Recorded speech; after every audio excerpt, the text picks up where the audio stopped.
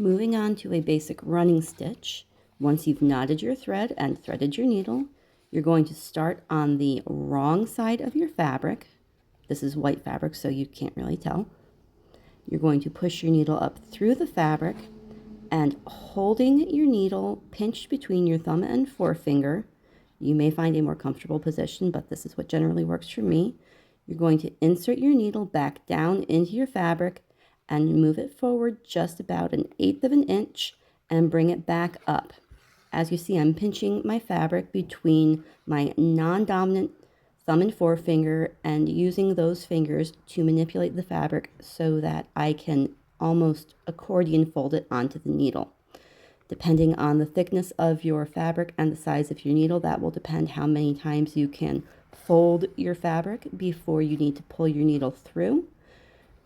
But this is how you do a basic running stitch. You may find it's easier to draw a chalk line to make certain that you keep your stitches straight.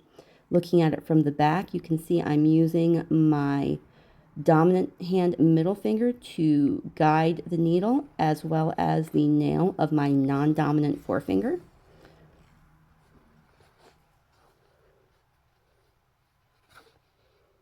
And again, you insert your needle, just a small amount, push it back up through, push it a little further, and back down. You'll find the hand positioning that is most comfortable for you the more that you do it, but this is a good starting position for you to then adjust from to find your own style. Pardon the funky camera angle there. I'm still figuring out the new camera.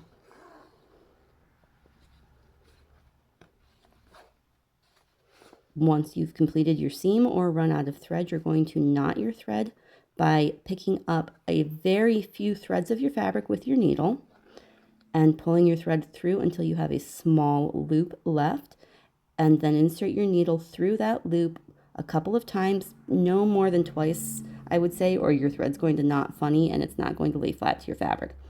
I will typically do 2 small knots like that to make sure that my fabric is secure.